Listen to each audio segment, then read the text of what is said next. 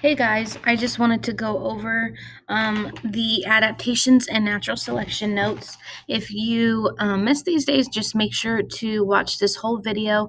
That way you fully understand exactly what you missed. Okay, so adaptations and natural selection, we have finally finished up our genetics unit. And some of the important things that we still need to remember and bring into this new unit, one is traits, right? Traits are passed down from parent to offspring, and genetic variation. We know that genetic variation is super important.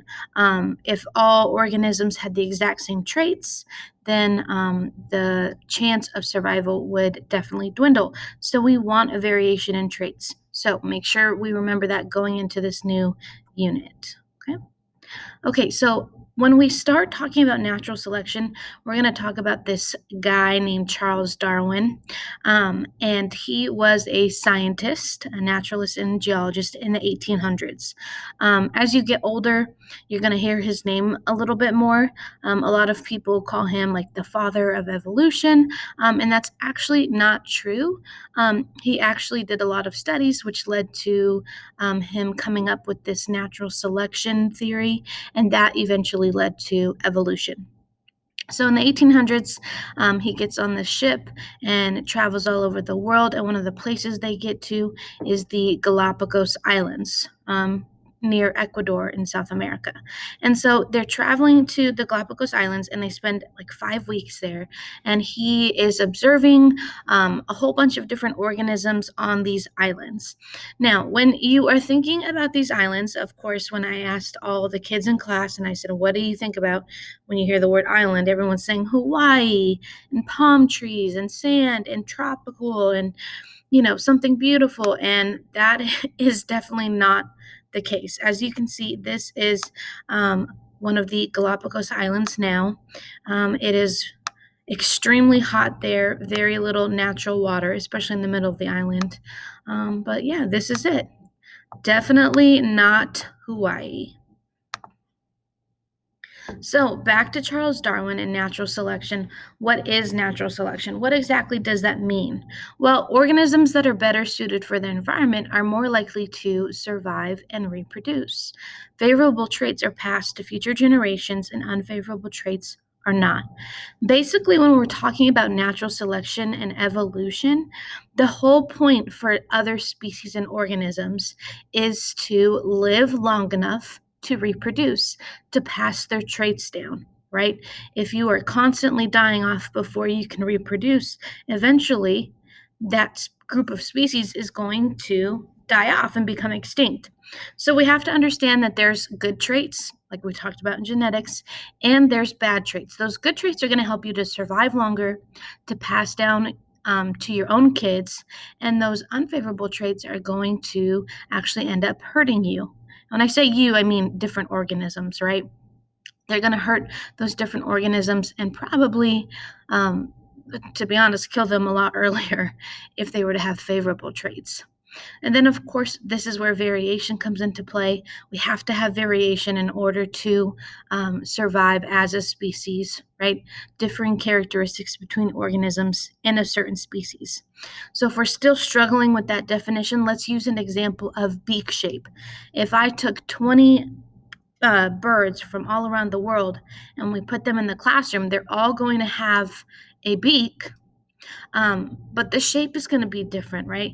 If we were to look at a pelican and a toucan and an owl and a finch, all of them are going to have different shapes. And that's because they are, number one, in different environments, and number two, they eat different things. So it's important that they all have a variation in that beak shape. Otherwise, some of them would not be able to survive in certain areas. So this Darwin guy was on the Galapagos Islands and he was studying 3 different species. So the first one is the Galapagos tortoise. And what he started to notice is that on some of the group of islands, they had really, really low bushes. And so those tortoises had short legs and short necks. But on some of the other Galapagos Islands, they had taller bushes and taller shrubbery. And those tortoises had longer necks and longer legs in order to reach the food. And so this is where he starts thinking about this natural selection and this difference in traits, right? He also studied the marine iguana, which is only found on the Galapagos Islands. And then he also studied all the different types of finches. There was tons and tons of birds on all these islands, and all of them had different shaped beaks, and they were different sizes depending on what they ate and depending on what island they were on. So we are actually going to look at the finches next week in a little bit more detail. And I wanted to show you, this is one of the islands, and these are the Galapagos tortoises. So you can see they are extremely large, and you can't even really see how tall they are because they're laying down. But as you can see right here, they have really long legs and really long necks.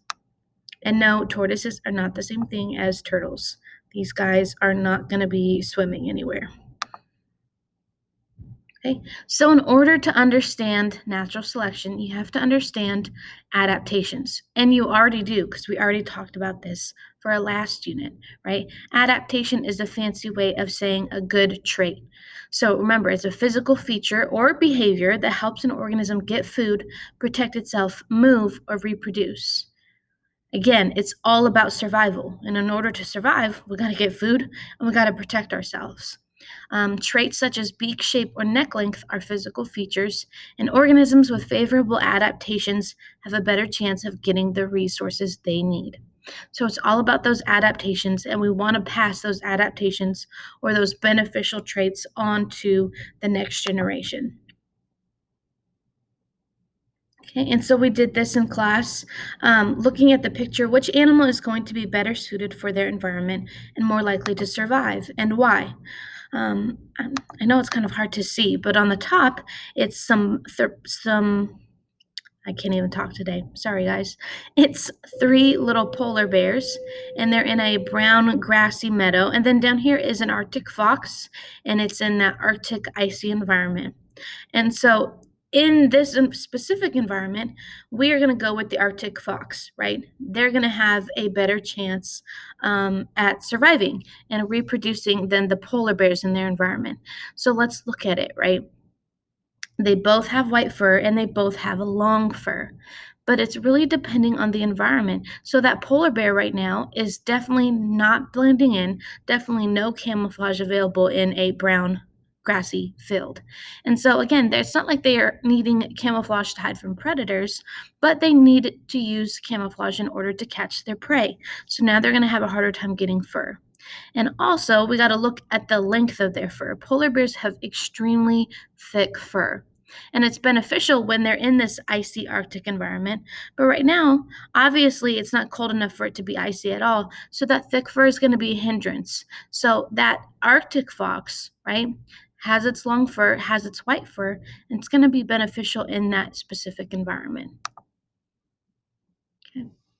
So there's 3 types of adaptations that we're going to look at, and the first one is structural adaptations, physical features that have developed over time to help an organism survive in its environment. Basically, something that you can physically see on the outside, right? This bird right here, he has a narrow beak, and he's going to use that narrow beak in order to probe and jab at insects. It's going to help him get his food. Same with moose, right? They have extremely long legs, and they need it in order to get through deep snow. And then, of course, we got our great white shark over here. His adaptation is those really sharp teeth in order to catch and tear his prey apart. And so there's some different examples of structural adaptations, and one of them is camouflage, right? Just blending in with your environment. And most animals are going to use camouflage in order to, number 1, avoid predators, or number 2, sneak up on their prey. Okay. And again, down here we can see the Arctic hare, similar to the Arctic fox, is blending in there with that snowy, icy environment. And this right here is the cuttlefish. It's a cephalopod, similar to squid or the octopus. And it is a master at camouflage. So let me show you.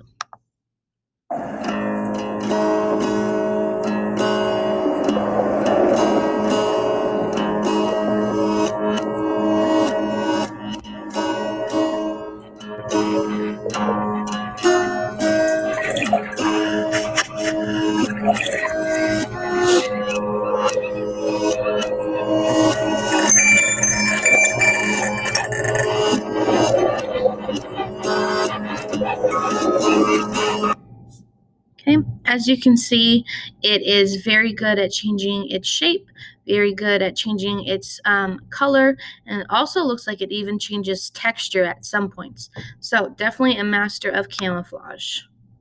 The next one in structural adaptations would be considered mimicry. So, for example, there's a couple of examples right there. Basically, what happens is one animal over time has adapted to look like another animal that's usually poisonous. So, we can see the butterflies right there. The monarch butterfly is extremely poisonous to birds, right?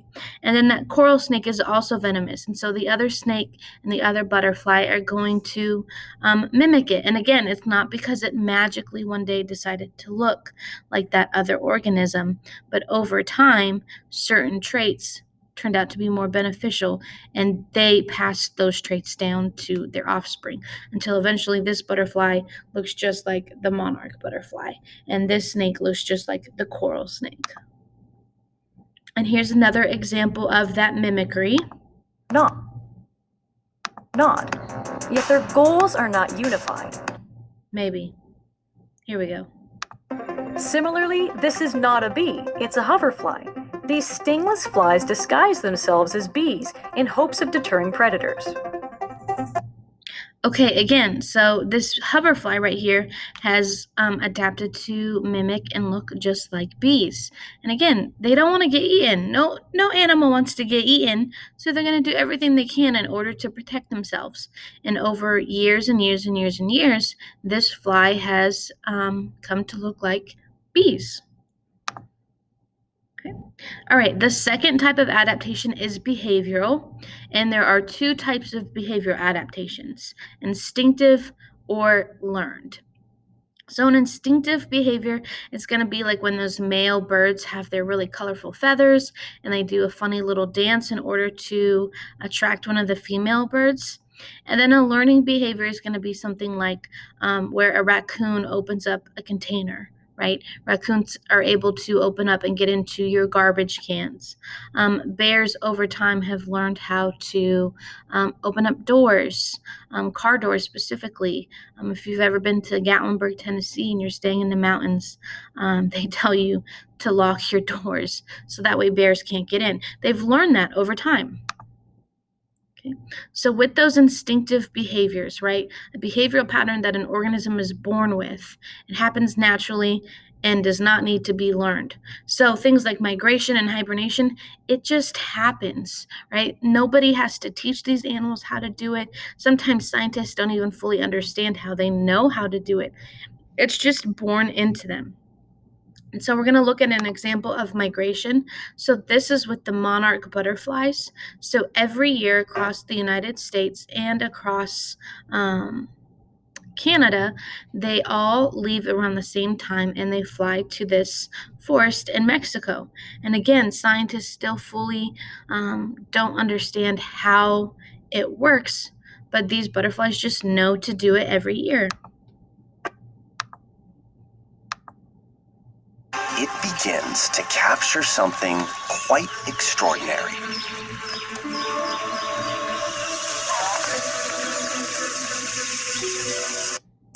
What starts as a trickle soon becomes a stream.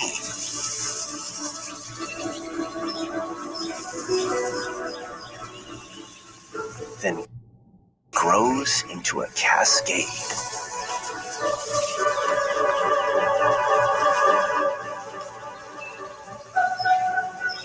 A spectacle that has rarely been filmed. And our spy is harmlessly in the very heart of it.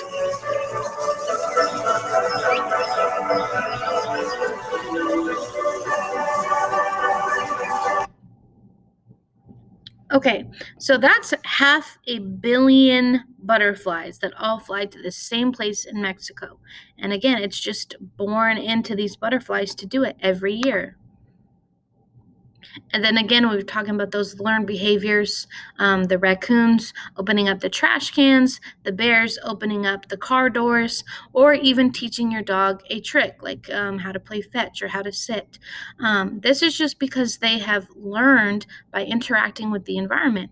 And these learned behaviors cannot be passed down to the next generation. They must be taught or learned through experience. So, for example, just because you have a dog right now and you've taught him all these tricks, if that dog were to have puppies, those puppies would not be born knowing how to do those same tricks. You would still have to take the time to train them and teach them how to do those same tricks. All right, and the last example is physiological adaptations. It allows an organism to perform special functions within the body. So basically, the opposite of structural adaptations. These are going to be cool tricks with the body, but they're going to be on the inside.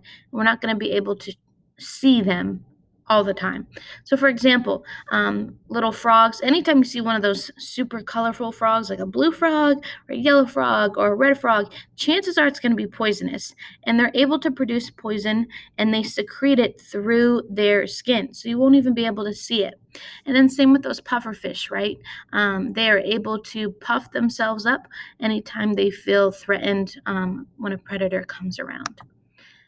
And so this example of physiological adaptation is in alligators, and they certain reptiles, along with these alligators, they do this thing called brumation. It's similar to hibernation, but they are basically slowing their metabolism down when the weather gets cold.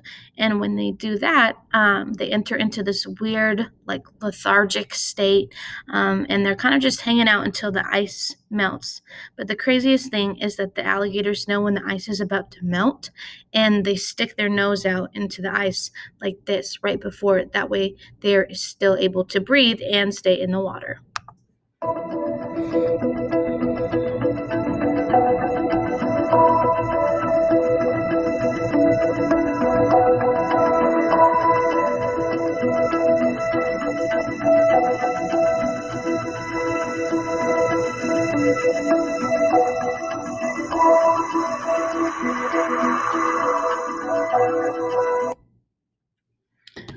Okay, and then I think that is it.